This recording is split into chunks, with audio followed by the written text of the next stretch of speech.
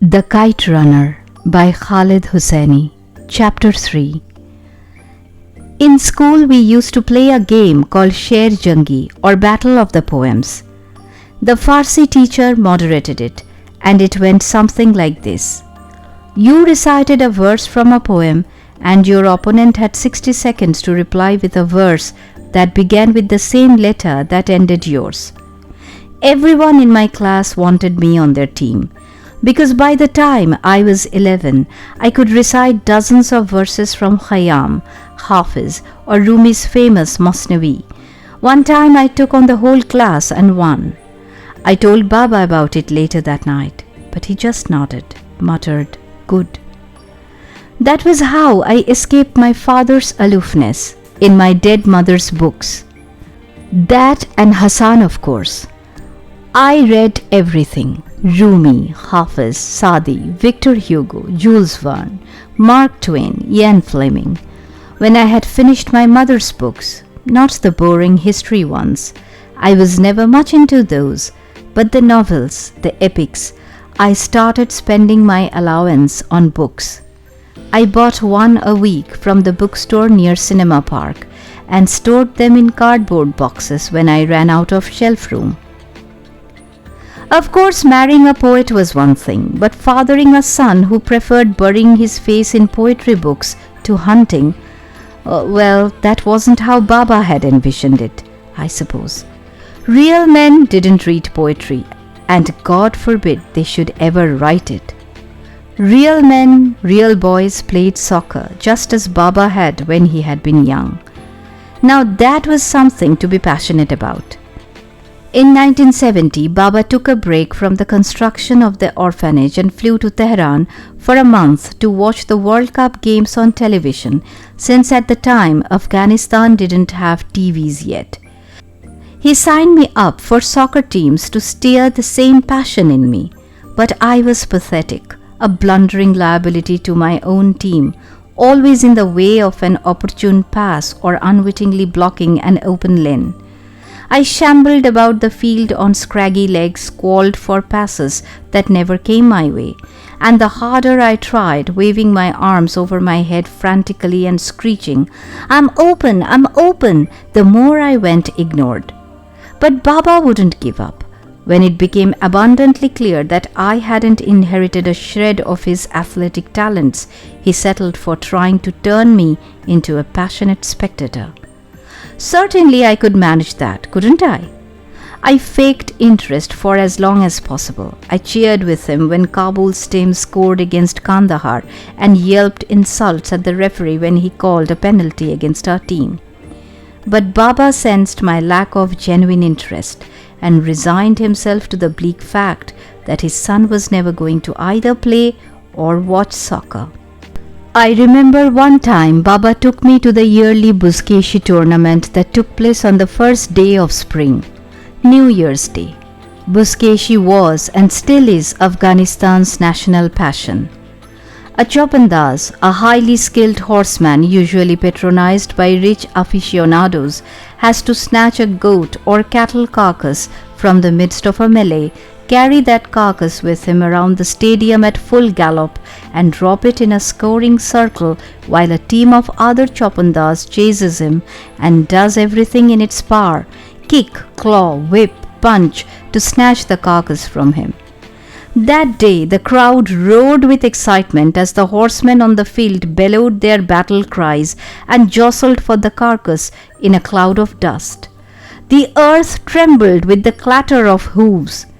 We watched from the upper bleachers as riders pounded past us at full gallop, yipping and yelling, foam flying from their horses' mouths. At one point, Baba pointed to someone. "Amir, do you see that man sitting up there with those other men around him?" I did. "That's Henry Kissinger." "Oh," I said. I didn't know who Henry Kissinger was, and I might have asked.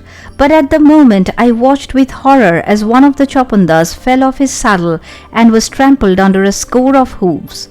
His body was tossed and hurled in the stampede like a rag doll, finally rolling to a stop when the melee moved on. He twitched once and lay motionless, his legs bent at unnatural angles, a pool of his blood soaking through the sand. I began to cry.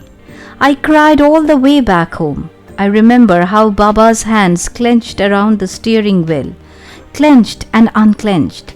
Mostly, I will never forget Baba's valiant efforts to conceal the disgusted look on his face as he drove in silence.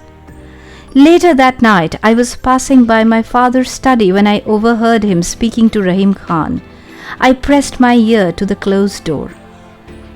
"Grateful that he's healthy," Rahim Khan was saying.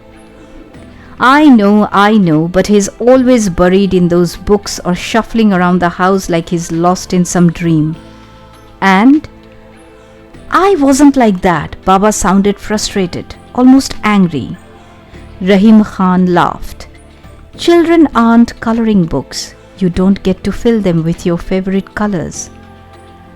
"I'm telling you," Baba said, "I wasn't like that at all, and neither were any of the kids I grew up with."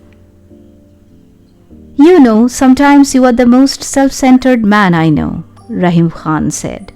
He was the only person I knew who could get away with saying something like that to Baba. "It has nothing to do with that." "Nay?" "Nay."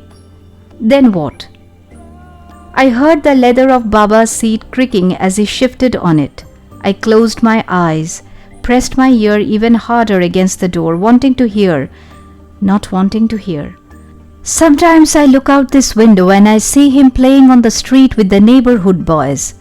I see how they push him around, take his toys from him, give him a shove here, a whack there. And you know, he never fights back. Never. He just drops his head and...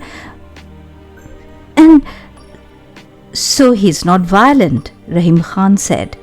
"That's not what I mean, Rahim, and you know it." Baba shot back. "There is something missing in that boy." "Yes, a mean streak." "Self-defense has nothing to do with meanness. You know what always happens when the neighborhood boys tease him? Hassan steps in and fends them off. I've seen it with my own eyes. And when they come home, I say to him, 'How did Hassan get that scrape on his face?' And he says, 'He fell down.' I'm telling you, Rahim, there is something missing in that boy." "You just need to let him find his way," Rahim Khan said. "And where is he headed?" Baba said. "A boy who won't stand up for himself becomes a man who can't stand up to anything." "As usual, you're oversimplifying." "I don't think so. You're angry because you're afraid he'll never take over the business for you." "Now who is oversimplifying?" Baba said. "Look, I know there's a fondness between you and him, and I'm happy about that. Envious, but happy. I mean that.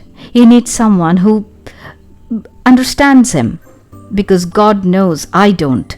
But something about Amir troubles me in a way that I can't express. It's like I could see him searching, reaching for the right words. He lowered his voice, but I heard him anyway. If I hadn't seen the doctor pull him out of my wife with my own eyes, I'd never believe he's my son." The next morning, as he was preparing my breakfast, Hassan asked if something was bothering me. I snapped at him, told him to mind his own business. Rahim Khan had been wrong about the mean streak thing.